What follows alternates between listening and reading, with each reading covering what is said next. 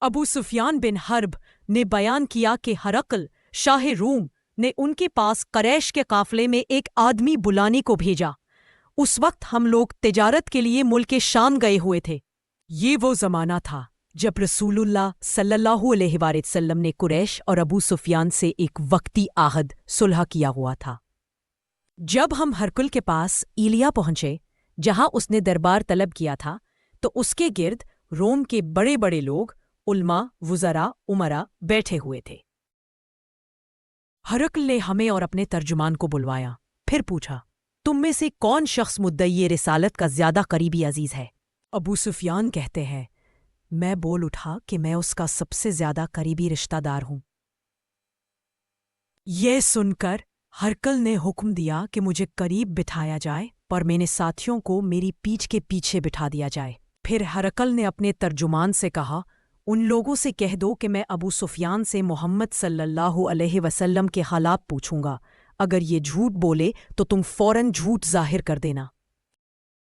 ابو سفیان کہتے ہیں، اللہ کی قسم اگر مجھے یہ غیرت نہ آتی کہ میرے ساتھی مجھے جھٹلائیں گے تو میں آپ صلی اللہ علیہ وسلم کی نسبت ضرور غلط گوئی کرتا۔ اس وقت ابو سفیان نے اسلام قبول نہیں کیا تھا اور وہ نبی صلی اللہ علیہ وسلم کے مخالفین میں سے تھے۔ ہرقل نے پہلا سوال کیا، اس شخص کا خاندان میں کیسا ہے؟ میں نے کہا، وہ عالی نسب ہے۔ اس نے پوچھا، کیا اس سے پہلے بھی کسی نے تم میں نبوت کا دعویٰ کیا تھا؟ میں نے کہا، نہیں۔ اس نے پوچھا، کیا اس کے بڑوں میں کوئی بادشاہ گزرا ہے؟ میں نے کہا، نہیں۔ اس نے پوچھا، کیا بڑے لوگ اس کے پیرو ہیں یا کمزور؟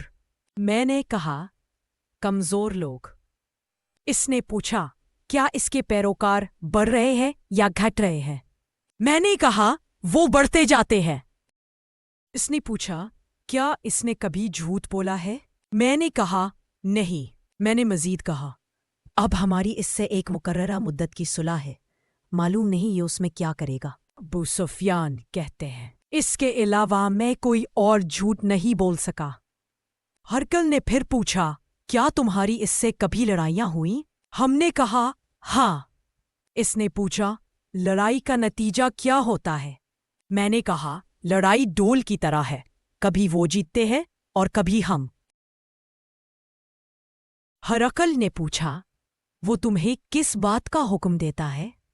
میں نے کہا، وہ ہمیں کہتا ہے کہ صرف ایک اللہ کی عبادت کرو، اس کا کسی کو شریک نہ بناؤ، اپنے باپ دادا کی شرکیہ باتیں چھوڑ دو اور ہمیں نماز پڑھنے، سچ بولنے، پرہیزگاری اور صلہ رحمی کا حکم دیتا ہے۔ یہ سن کر ہرقل نے کہا، میں نے تم سے اس کا نسب پوچھا، تم نے کہا وہ عالی نسب ہے۔ انبیاء اپنی قوموں میں عالی نسب ہی ہوتے ہیں۔ میں نے پوچھا، کیا اس سے پہلے بھی کسی نے دعویٰ کیا؟ تم نے کہا، نہیں۔ اگر ایسا ہوتا تو میں سمجھتا کہ یہ بھی پچھلے کی نقل کر رہا ہے۔ میں نے پوچھا، کیا اس کے بڑوں میں کوئی بادشاہ گزرا؟ تم نے کہا، نہیں۔ اگر ہوتا تو میں کہتا یہ اپنے آباء و اجداد کی بادشاہت حاصل کرنا چاہتا ہے۔ میں نے پوچھا، کیا اس نے کبھی جھوٹ بولا ہے؟ تم نے کہا، نہیں۔ تو جو شخص لوگوں کے ساتھ جھوٹ نہیں کرتا وہ اللہ پر کیسے جھوٹ باندھ سکتا ہے؟ میں نے پوچھا کہ اس کے پیرو بڑے لوگ ہیں یا کمزور؟ تم نے کہا، کمزور لوگ۔ انبیاء کی پیروی ہمیشہ کمزور ہی کرتے ہیں۔ میں نے پوچھا، کیا اس کے پیرو بڑھ رہے ہیں یا گھٹ رہے ہیں؟ تم نے کہا، وہ بڑھ رہے ہیں۔ ایمان کا یہی حال ہوتا ہے کہ رفتہ رفتہ کامل ہو جاتا ہے۔ میں نے پوچھا، کیا کوئی اس کے دین سے ناخوش ہو کر مرتد ہوتا ہے؟ تم نے کہا، نہیں۔ ایمان کا حال بھی یہی ہے کہ دلوں میں رچ بس جائے تو پلٹتا نہیں۔ میں نے پوچھا، کیا وہ عہد شکنی کرتا ہے؟ تم نے کہا، نہیں۔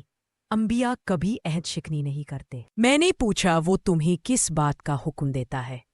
تم نے کہا، وہ اللہ کی عبادت شرک سے منع، بت پرستی سے روکتے ہیں، سچائی، پرہیزگاری اور صلہ رحمی کا حکم دیتے ہیں۔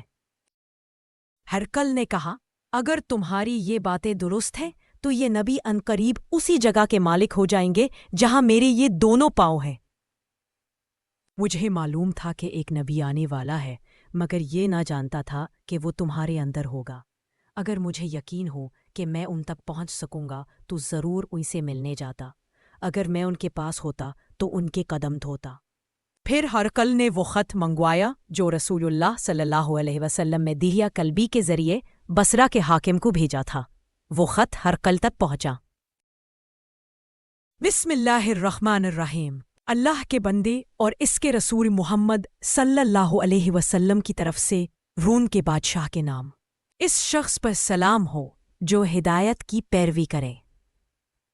اس کے بعد میں آپ کو اسلام کی دعوت دیتا ہوں۔ اسلام لے آئیں گے تو سلامت رہیں گے، اللہ آپ کو دوہرا اجر دے گا۔ اگر روگردانی کریں گے تو رعایا کا گناہ بھی آپ پر ہوگا۔ اہل کتاب کے لیے پیغام۔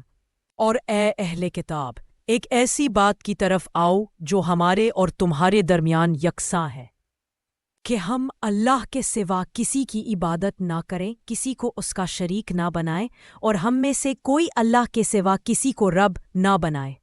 پھر اگر وہ من موڑے تو کہہ دو، گواہ رہو کہ ہم مسلمان ہیں۔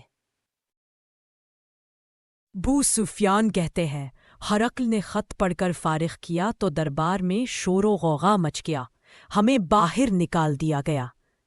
میں نے اپنے ساتھیوں سے کہا، ابو کبشہ کے بیٹے محمد صلی اللہ علیہ وسلم کا معاملہ بہت بڑھ گیا ہے۔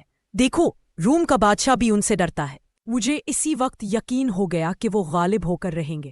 پھر اللہ نے مجھے اسلام کی دولت نصیب کی۔ ہرقل ایک بہت ہی قابل نجومی تھا۔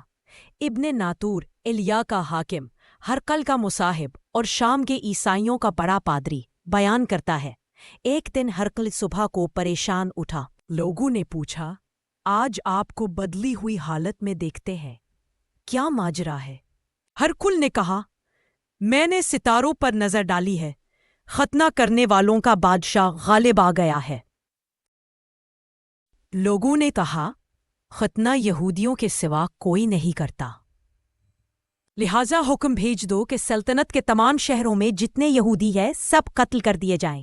وہ لوگ اسی گفتگو میں تھے کہ شاہ غسان کا ایک قاصد آیا اور اس نے رسول اللہ صلی اللہ علیہ وسلم کے حالات بیان کیے۔ ہرقل نے حکم دیا، جاؤ دیکھو وہ ختنہ کیے ہوئے ہیں یا نہیں۔ قاصد نے بتایا، ہاں وہ ختنہ شدہ ہیں اور عرب بھی ختنہ کرتے ہیں۔ ہرقل نے کہا، یہی محمد صلی اللہ علیہ وسلم اس امت کے بادشاہ ہیں جو ظاہر ہو چکے ہیں۔ اس نے رومیہ اپنے ایک دوست کو خط لکھا جو علم نجوم میں اس جیسے ماہر تھا۔ پھر وہ ہمس کی طرف روانہ ہوا۔ ابھی ہمس سے نکلا نہیں تھا کہ اس دوست کا جواب آیا۔ اس نے بھی یہی کہا کہ محمد صلی اللہ علیہ وسلم واقعی نبی ہیں۔ ہرقل نے ہمس کے محل میں روم کے بڑے آدمیوں کو بلایا، دروازے بند کروا دیے اور کہا، اے روم والو، کیا کامیابی چاہتے ہو؟ اگر سلطنت باقی رکھنی ہے تو اس نبی کی بیعت کر لو اور مسلمان ہو جاؤ۔ یہ سن کر سب لوگ وحشی گدھوں کی طرح دروازوں کی طرف دوڑے، لیکن دروازے بند تھے۔ جب ہرقل نے ان کی نفرت دیکھی تو کہا، انہیں واپس لاؤ، میں نے کو تمہارا امتحان لیا تھا۔ یہ سن کر وہ سجدے میں گر گئے اور خوش ہو گئے۔ ابن عباس کہتے ہیں، بن آخر ہرقل کی آخری حالت یہی رہی، وہ ایمان نہ لایا۔ یعنی ہرقل نے جب یہ دیکھا تو ڈر گیا کہ اگر اس نے اسلام قبول کیا تو اس کی سلطنت، حکومت اور عزت ختم ہو جائے گی۔ اس لیے اس نے اندر ہی اندر حق کو پہچاننے کے باوجود ایمان کا اعلان نہ کیا، اور وہ اسی حال میں مرا۔